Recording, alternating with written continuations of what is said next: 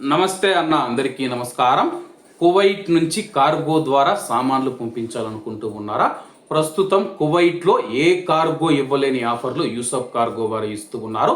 ప్రస్తుతానికి air cargo సేవలు మాత్రమే ఉన్నాయన్నమాట. అలాగే మీరు మీ ఇంటికి పంపిస్తూ ఉన్న విలువైన వస్తువులను ఇక్కడ తూకం వేసి ఎలాగ తీసుకుంటారో ఇండియాలో తూకం వేసి అలాగే ఇస్తారు. ఎటువంటి వస్తువులనైనా జాగ్రత్తగా ప్యాకింగ్ చేసి భద్రంగా మీ ఇంటికి చేరుస్తారు. ఎయిర్పోర్ట్ ట్యాక్స్ కానీ ఇన్సూరెన్స్ డాక్యుమెంటేషన్ ఛార్జీలు లేవు. ప్యాకింగ్ పూర్తిగా ఉచితం. మాలియా మరియు కైతాన్ ప్రాంతాలలో యూసఫ్ కార్గో ఉంది. ఇంకెందుకు ఆలస్యం, స్క్రీన్ మీద కనపడే నెంబర్లకు వెంటనే సంప్రదించండి. నమస్తే అన్న, అందరికీ నమస్కారం. ప్రస్తుతం కువైట్ మరియు గల్ఫ్ దేశాలలో వాతావరణ పరిస్థితుల్లో ఉన్న విషయం అందరికీ తెలిసిందే.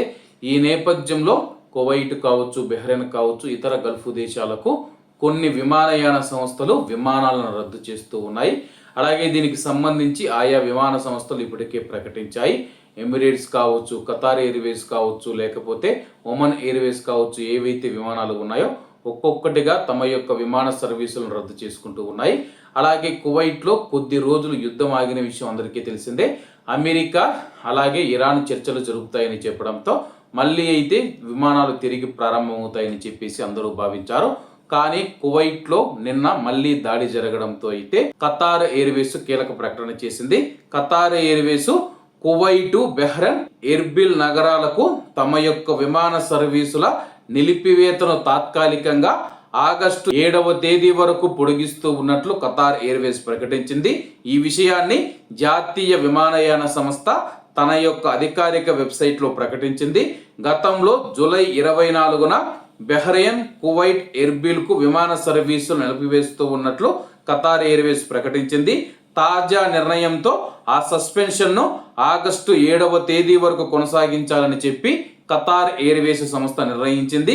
ప్రయాణికులు తమ యొక్క ప్రయాణానికి సంబంధించిన తాజా సమాచారం కోసం ఖతార్ ఎయిర్వేస్ అధికారిక వెబ్సైట్ లేదా కస్టమర్ సర్వీస్ను సంప్రదించాలని చెప్పేసి ఖతార్ ఎయిర్వేస్ అధికారులు అయితే సూచించారన్నమాట. కాబట్టి ప్రస్తుతం కువైట్లో ఉన్న మన భారతీయులు ఎవరైతే ఉన్నారో మీరు ఇండియాకు వెళ్ళాలంటే కానీ కువైట్ ఎయిర్వేస్ కానీ, జజీరా ఎయిర్వేస్ కానీ ఇతర విమానాలు అయితే నడుస్తూ ఉన్నాయి. కొన్ని విమానాలు గల్ఫ్ దేశాలకు సంబంధించిన విమానాలు ఏవైతే ఉన్నాయో ఆ యొక్క విమానాలు కువైట్ మరియు అలాగే బెహ్రెన్ దేశాల మీద ఇరాన్ దాడులు చేస్తూ ఉన్న నేపథ్యంలో విమానాలు నిలిపివేస్తూ ఉన్నట్లయితే ప్రకటించాయి. కాబట్టి కువైట్లో ఉన్న మన భారతీయులు మీరు ఎయిర్పోర్టుకు వెళ్లే ముందే మీ యొక్క విమానం యొక్క స్టేటస్ అనేది చెక్ చేసుకోండి. ఎందుకంటే ఆ యొక్క విమానం ఎన్ని గంటలకు బయలుదేరుతూ ఉంది, రీషెడ్యూల్ చేశారా, క్యాన్సిల్ చేశారా అని చెప్పి 1-2 సార్లు చెక్ చేసుకొని మీరు ఎయిర్పోర్ట్కి అయితే వెళ్ళండి. కాబట్టి అందరూ బాగుండాలి, ఎందులో మనం ఉండాలి. అందరికీ నమస్తే అన్న, జై హింద్.